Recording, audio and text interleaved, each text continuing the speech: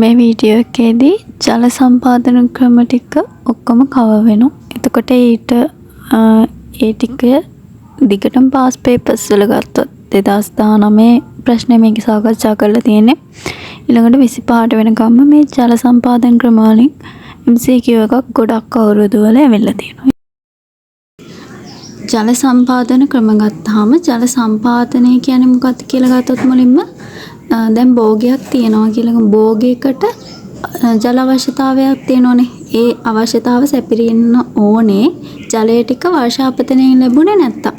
ඒ ජලය ටික කෘත්‍රිමව සැපයීම තමයි මේ ජල සම්පාදනය කියලා කියන්නේ. ප්‍රධාන ජල සම්පාදන ක්‍රම ගත්තොත් තුනක් තියෙනවා. පුෂ්ඨීය ජල සම්පාදනය තියෙනවා, ඊළඟට උපපුෂ්ඨීය ජල සම්පාදනය, ඊළඟට ශුද්ධ ජල සම්පාදනය. එතකොට පුෂ්ඨීය ජල සම්පාදනය ගත්තොත් පස මතු පිටින් භෝගයට ජලය දෙනවා. පස මතු පිටින් භෝගයට ජලය ගෙන යන එක තමයි කරන්නේ. එතකොට ඒකෙදි ක්‍රම දෙකක් තියෙනවා. පාලනය නොකරන ලද ජල සම්පාදනය තියෙනවා, පාලනය කරන ලද. ඒ කියන්නේ පාලනය නොකරන ලද කියන්නේ ඔය කියන්නේ පුෂ්ඨයේ දිගේ නිකන් ජලය යවනවා. එතකොට වගා භූමියට ඒක තමයි පාලනය නොකරන කියන්නේ. එතකොට පාලනය කරන ක්‍රම ටිකකුත් තියෙනවා. ක්‍රම හතරක් තියෙනවා. බේසන් ක්‍රමය, එහෙම නැත්නම් ගිල්ලූ පාති ක්‍රමය කියලා කියනවා. ඒකෙදි අපිට හිටවන්න පුළුවන් පළතුරු ශාක වගා වගේ දේවල් වලට එක. දෙවෙනි ක්‍රමය තමයි වලලු ආකාර ක්‍රමය. එතකොට වලල්ලක් විදිහට මෙහෙම ජලය දාන එක තමයි එතෙන්දි කරන්නේ. මම මේවේ රූප දාන්න.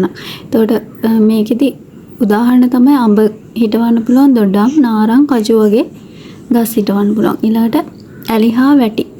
ඇලි වැටි ක්‍රමයට මෙහෙම මේ ඉඳන්න පුළුවන්. එතකොට ඒකට ගත්තොත් බඩේරිඟුයි, වම්බටු, උප්, තක්කාලි, රටකජු, අර්තාපල් වගේ භෝග තමයි එහෙම හිටවන්න පුළුවන්. එතකොට මේකෙදි සමහර වෙලාවට මේ ඇලි දෙකක් අතර වතුර පුරවනවා, නැත්නම් මේ ඇලියක් කර ඇලියක් එහෙම වතුර පුරවලා එහෙම මේ හිටවන වෙලාවල් තියෙනවා. ඊළඟට හතරවෙනි ක්‍රමය තමයි තීරු ජල සම්පාදනය කියන්නේ. තීරු ජල සම්පාදනයේදී රනිල වර්ග, ඊළඟට තිරිඟු, බාල්ලි වගේ ඒවා තමයි උදාහරණයට ගන්න පුළුවන්. මේ තියෙන්නේ බේසන් ක්‍රමය, එහෙම නැත්නම් ගිල්ලූ පාති ක්‍රමය. මේ තියෙන්නේ වලලු ආකාරයේ ක්‍රමය. මේ තියෙන්නේ ඇලි වැටි ක්‍රමය. මේ තියෙන්නේ තීරු විදිහට ජල සම්පාදනය කරන ක්‍රමය. උපපුෂ්ඨීය ජල සම්පාදනය. උපපුෂ්ඨීය ජල සම්පාදනය කියන්නේ පාංශු මතු පිට පුෂ්ඨයට යටින් කෘත්‍රිමව ජලය සැපීම. කියන්නේ පස යටින් තමයි මෙතෙන්දී ජලය දෙන්නේ. එතකොට ඒම ක්‍රම තුනක් තියෙනවා. විවෘත කාණු විදිහට දෙන්න පුළුවන්, විවෘත වෙච්ච කාණු විදිහට, නැත්නම් සංවෘත මේ වැහිච්ච නල විදිහට දෙන්න පුළුවන්. එහෙම නැත්නම් මැටි බඳුන් විදිහට ජල සම්පාදනය කිරීම තමයි එතෙන්දී වෙන්නේ. එතකොට මේකෙදි මැටි බඳුන් විදිහට බුලත් කම්මිරිස් හිටවන්න පුළුවන්. පැල අවදියේදී නම් අඹ, කෝපි, පොල් වගේ ඒවාත් හිටවන්න පුළුවන්. මෙතන පළවෙනි රූපේ තියෙනවා විවෘත කාණු. ඊළඟ රූපේ තියෙනවා සංවෘත නල. ඒ උපපුෂ්ඨීය ජල සම්පාදන ක්‍රම. ඊළඟට මේ මැටි බඳුන් ක්‍රමය. මේ මැටි බඳුන් ක්‍රමයේදී මැටි බඳුන ගන්න ඕන අලුත් මැටි බඳුනක්. ඒ වගේම මේක ගතත් උපදාපු නැති මැටි බඳුනක් වෙන්න ඕන. මොකද සිදුරු තියෙන්න ඕන. සිදුරු හරහා ජලය ටික පැලයට ලැබෙන්න ඕන. කියන්නේ පැලේ ළඟ මෙහෙම පස් යට මේ වලලන එක තමයි කරන්නේ මැටි බඳුන මේ වතුර පුරවලා. එතකොට ඒ වතුර ටික සිදුරු වලින් ගිහිල්ලා පැලයට ඕන කරන මේ ජල අවශ්‍යතාවය සපුරන. ශුද්ධ ජල සම්පාදන ක්‍රම ගත්තොත් ශුද්ධ ජල සම්පාදන ක්‍රම දෙකක් තියෙනවා. එකක් තමයි බින්දු ජල සම්පාදනය, ඊළඟ එක තමයි විසිරි ජල සම්පාදනය.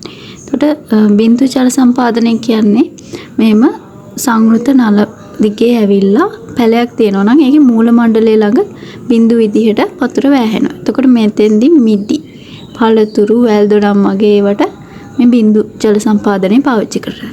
ඊළඟට විසිරි ජල සම්පාදනය කියන්නේ ඒ කියන්නේ මෙහෙම සංවෘත නල දිගේ එනවා. පොම්පයකින් මේක බලයක් මගින් විදින එක තමයි කරන්නේ වතුර. මෙහෙම විසිරිලා යන පැල තියෙද්දි මෙහෙම. එතකොට ඒක තමයි විසිරි ජල සම්පාදනය කියන්නේ. එතකොට ඒක මිරිස් වලට, තක්කාලි වලට පාවිච්චි කරන ක්‍රම. පාවිච්චි කරන්න පුළුවන්.